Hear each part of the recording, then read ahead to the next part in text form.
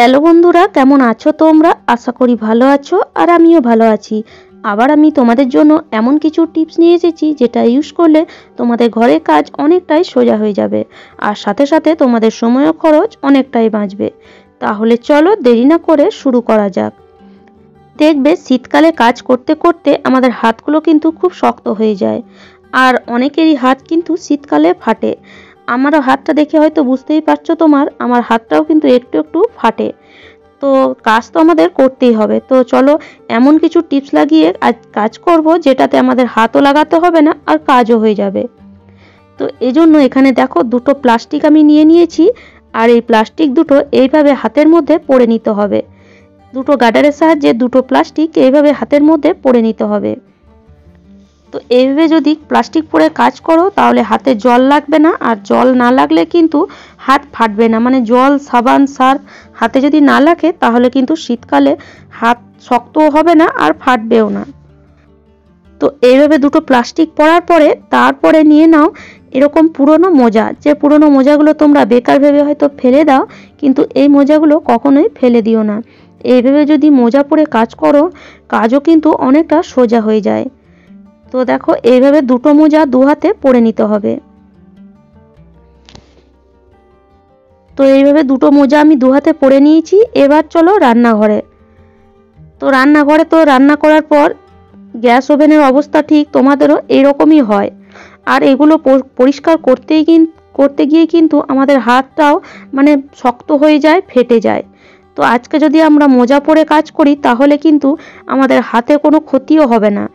তো দেখো এখানে এই গ্যাস ওভেনটা পরিষ্কার করব, তার আগে চলো ভিম বারটা আমার শেষ হয়ে গেছে সেটা ঢেলে নিই। তো তোমরা যদি একটু পয়সা বাঁচাতে চাও তাহলে আমার এই টিপসটা ইউজ করতে পারো। দেখো আমি এখানে একটা প্যাকেট ভিম বার নিয়ে এসেছি। তো বোতলের মধ্যে ঢেলে নিয়ে কিছুটা পরিমাণ ঢাললাম, তারপরে এর মধ্যে আমি কিছুটা পরিমাণ জল মেশাবো। মানে যতটা ভিম বার লিকুইড ঢেলেছি সেই হিসাব মতো ততটাই জল মেশাবো। এতে ভিম বারটাও বেড়ে গেল আর পয়সাও কিন্তু বেঁচে যাবে। যেখানে মাসে একটা ভিম বার লাগতো সেখানে হয়তো দু মাসে একটা ভিম বার লাগবে। তো এইভাবে ভালো করে জলের সাথে ভিম বারটা মিশিয়ে নিতে হবে। দেখবে বাসন ধুলেও কিন্তু কোনো মানে যে পরিষ্কার হবে না সেটা না। এইভাবে মিশিয়ে আমি কিন্তু সব সময় করি। তো ভাবলাম তোমাদের সাথে একটু শেয়ার করে দিই। তো চলো এর মধ্যে একটু মানে গ্যাস ওভেনের উপরে একটু ভিম বার লিকুইড দিয়ে দিয়েছি আর এই যে মোজাটা এটাকে আমি একটু ভিজিয়ে নিলাম। আর স্কচ ব্রাইটেরও কিন্তু প্রয়োজন নেই। তো যদি এভাবে মোজা পরে কাজ করো তাহলে স্কচ ব্রাইটটাও কিন্তু বেঁচে যাচ্ছে। দেখো খালি মোজা দিয়ে যদি এইভাবে গ্যাস ওভেনটা ঘষে দাও একদম কিন্তু চকচকে ঝকঝকে হয়ে যাবে। খুব বেশি যে পরিশ্রম করতে হবে সেটাও না। একটুখানি এইভাবে ঘষে দিলে দেখবে একদম বেসিনটা ঝকঝক করছে আর আমাদের হাতেও কিন্তু কোনো ক্ষতি হবে না। এই যে আমরা সাবান দিয়ে মানে পরিষ্কার করছি, এতে যে প্লাস্টিকটা আমরা পরে আছি সেই কারণে কিন্তু আমাদের হাতে কিন্তু কোনো ক্ষতি হবে না। এইভাবে যখন ঘষা হয়ে যাবে তখন এই মোজাটা আরেকটু ভিজিয়ে ভালো করে ধুয়ে তারপরে আবার এইভাবে বারে বারে মানে 2 থেকে 3 বার যদি পরিষ্কার করে নাও তাহলে দেখবে খুব সুন্দর করে কিন্তু যে সাবানের জলটা সেটা কিন্তু বেরিয়ে যাবে বা সাবানের ফেনাটা সেটা বেরিয়ে যাবে। তো যখন এরকম পরিষ্কার হয়ে যাবে তখন নিয়ে নাও একটা শুকনো এরকম কিচেন তাওয়াল, তারপরে এইভাবে একটু মুছে দাও। দেখবে গ্যাস ওভেনটা একদম ঝকঝক করছে। খালি হাতে যেমনভাবে পরিষ্কার করো ঠিক কিন্তু সেই রকমই পরিষ্কার হবে, এতটুকু কিন্তু তফাৎ হবে না। তবে আমাদের যে হাতের ক্ষতি হতো খালি হাতে পরিষ্কার করলে সেটা কিন্তু আর হবে না।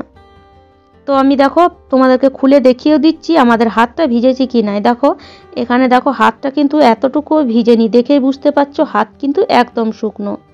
তো এইভাবে তোমরা বাসনও মাজতে পারো। এরকম মানে মোজা প্লাস্টিক পরে যদি বাসন মাজো তাতেও কিন্তু তোমাদের হাতের কোনো ক্ষতি হবে না।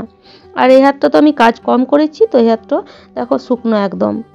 তো আশা করছি এই টিপসটা তোমাদের অনেক কাজে আসবে। আর আমার টিপস যদি তোমাদের এতটুকু ভালো লাগে তাহলে অবশ্যই একটি লাইক করে দিও। দেখবে গ্যাস ওভেন যখন একটু পুরনো হয়ে যায় তখন এই যে স্ট্যান্ডগুলো এগুলো কিন্তু ক্ষয় হতে থাকে। তো যাতে স্ট্যান্ডগুলো ক্ষয় না হয় তার জন্য যদি এরকম দেখো 4টে ঢাকনা যদি দিয়ে দাও, যে বোতলের ঢাকনাগুলো আমরা ফেলে দিই সেই ঢাকনায় যদি দিয়ে দাও তাহলে কিন্তু এই যে গ্যাস ওভেন ক্ষয় হয়ে যায় সেটা কিন্তু আর হবে না, মানে গ্যাস ওভেনের স্ট্যান্ডটা যে ক্ষয় হয়ে যায় সেটা কিন্তু আর হবে না। আর গ্যাস ওভেনটা এদিকে সেদিকে নড়াতেও কিন্তু খুব সুবিধা হয়। আমি তো এরকম সবসময় দিয়ে রাখি, আগের ভিডিওতে হয়তো তোমরা খেয়াল করবে, তো ভাবলাম চলো আজকে তোমাদের সাথেও আমি শেয়ার করে দিই এটা। গ্যাস ওভেন তো আমরা প্রত্যেক দিনই ক্লিন করি, কিন্তু তাতেও দেখবে গ্যাস ওভেনের মধ্যে কখনো কিছুটা তো প্রবলেম চলে আসে, তো এর জন্য আমরা বাইরে আবার লোক ডেকে আনি, কিন্তু আজ আমাদের এই প্রবলেম আমরা নিজেরাই সলভ করতে পারি। তো দেখো এই যে গ্যাস ওভেন মাঝে মাঝে দেখবে লাল জ্বলে, তো লাল জ্বললে আমরা ভয় পেয়ে যাই, কেননা যদি গ্যাস ওভেন লাল জ্বলে তাহলে কি হয় আমাদের মানে যে পাত্রে আমরা রান্না করব সেই পাত্রটাও কিন্তু কালো হয়ে যায়, কাঠে যেমন রান্না করে কালো হয়ে যায় সেরকমই গ্যাস ওভেন যদি লাল জ্বলে তাহলে সেই পাত্রটা কিন্তু কাঠের মতনই কালো হয়ে যায়। তো তখন আমরা কি করি, বাইরে থেকে মিস্ত্রি ডেকে আনি গ্যাস ওভেনটা মানে পরিষ্কার করাবার জন্য, বা কিভাবে লালটা কাটবে সেই জন্য। তো আজকে আমি যে টিপসটা তোমাদের সাথে শেয়ার করব সেটা যদি করো তাহলে গ্যাস ওভেনটা কখনোই লাল হবে না। তো দেখো আমার গ্যাস ওভেনটাও মনে হচ্ছে কিছুটা লাল হয়ে মানে মাঝে মাঝে লাল হয়ে যাচ্ছে। তো চলো আজকে যে টিপসটা করব সেটা যদি করি, মানে সেটা যদি করো তাহলে আর গ্যাস ওভেনটা লাল হবে না।